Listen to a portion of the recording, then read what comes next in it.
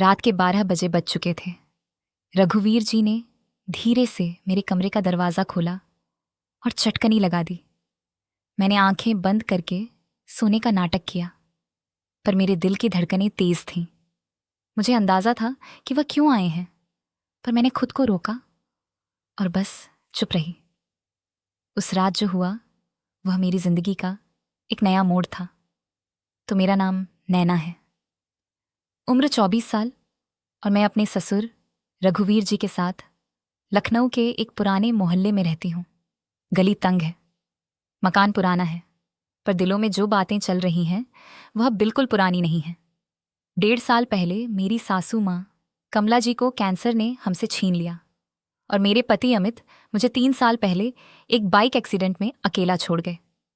तब से मैं और रघुवीर जी बस एक दूसरे के सहारे इस छोटे से घर में जिंदगी काट रहे थे। मैं दिन भर एक कॉल सेंटर में काम करती थी और घर लौटकर खाना पीना, बाजार और घर का बाकी काम संभालती थी। रघुवीर जी पहले बड़े रौबदार इंसान थे। मोहल्ले में उनकी बात का वजन था। हर शाम चौपाल पर दोस्तों के साथ हंसी मजाक, पुराने किस्से, और उनकी आवाज से गली गूंजती थी। पर कमला जी के जाने के बाद वह जैसे खामोश हो गए। दिन भर अपने कमरे में या फिर टीवी के सामने क्राइम शो देखते रहते।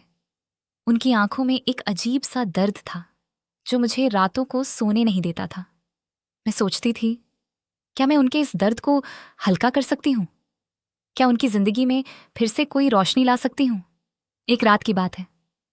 रात के करीब 2 बजे मैं पानी पीने उठी। घर में सन्नाटा था, बस बाहर सड़क पर कुत्तों के भौंकने की आवाज आ रही थी। रघुवीर जी का कमरा ऊपर था और मेरा नीचे। तभी ऊपर से कुछ गिरने की आवाज आई। दिल धक से रह गया। मैं डरते डरते दबे पांव ऊपर गई। उनका दरवाजा हल्का सा खुला था। मैंने चुपके से झांका।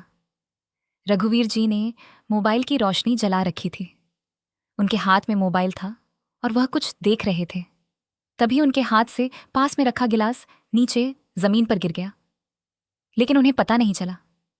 कुछ देर बाद उन्होंने मोबाइल साइड में रखा और वैसे ही लेट गए। मैं धीरे से वहां से हटी और नीचे अपने कमरे में आ गई। नीचे आकर जो मैंने देखा और महसूस किया उस पर यकीन नहीं हो रहा था, लेकिन फिर सोचने लगी, शायद अकेलापन इंसान को अंदर से तोड़ देता है। रघुवीर जी भी अकेलेपन से लड़ रहे थे, लेकिन अपने दर्द को छुपा रहे थे। मैं सोचने लगी, क्या मैं उनके लिए कुछ कर सकती हूँ? क्या मैं उन्हें वह एहसास दे सकती हूँ जो अब उनके दिल में कहीं खो गया है? अगली सुबह मैंने फैसला किया कि कुछ तो करना पड़ेगा। मैंने उनके लिए उनके पसंद के आलू के पराठे बनाए और साथ में अदरक वाली चाय। जब मैंने उनके सामने रखा तो वह चौंक गए। नैना, इतनी सुबह सुबह यह सब? मैंने हंसकर कहा, रघुवीर जी, आपकी वो पुरानी वाली हंसी वापस लाने के लिए तो ये छोटा सा पराठा कुछ भी नहीं। वह हल्का सा मुस्कुराए और मेरे दिल को जैसे सुकून मिल गया। उस दिन के बाद मैंने उनके साथ वक्त बिताना शुरू किया। कभी उनके पुराने दोस्तों को घर बुलाया, कभी शाम को उनके साथ गली में टहलने निकल जाती। एक दिन जब मैं रात को खाना बना रही थी, उन्होंने अचानक कहा, नैना, तू मेरे लिए बेटी जैसी है, पर तेरा दिल क्या कहता है? तू भी तो अकेली है ना? मैं रुक गई। उनकी बात मेरे दिल को छू गई। मैंने हल्के से कहा, रघुवीर जी, अकेलापन तो हम दोनों का है। शायद हम एक दूसरे का सहारा बन सकते हैं।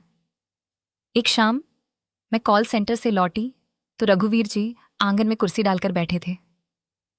मैं उनके पास गई और बोली, रघुवीर जी, आपको याद है आप कहा करते थे कि जिंदगी एक नदी है जो बहती रहती है? वह मुझे देखकर बोले, हाँ, पर अब तो मेरी नदी सूख सी गई है।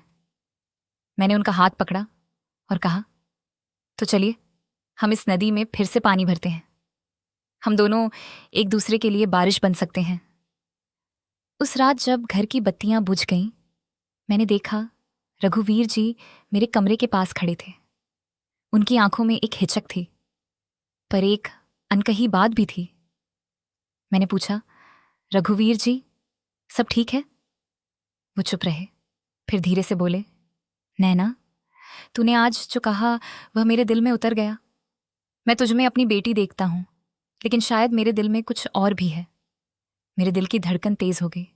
मैंने हल्के से कहा, रघुवीर जी, हम दोनों ने बहुत कुछ खोया है, लेकिन शायद हमें जिंदगी में फिर से सुकून और सम्मान के साथ आगे बढ़ने का रास्ता ढूंढना चाहिए।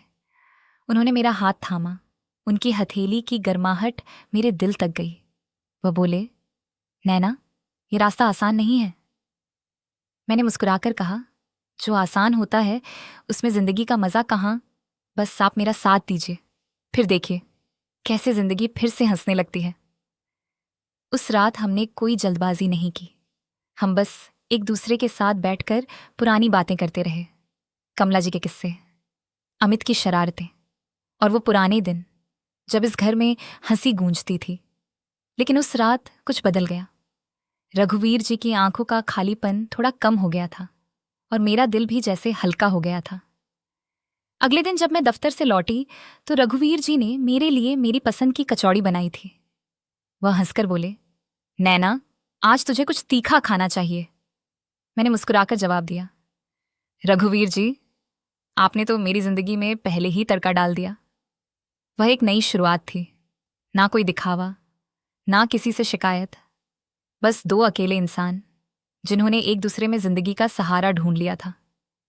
बाहर की दुनिया वही थी, लोग वही थे, उनकी बातें और उनका शोर भी वही था, लेकिन हमारे घर में एक नई सुबह थी जहां रिश्तों के नाम से ज्यादा मायने रखता था एक दूसरे का सम्मान, साथ और एहसास।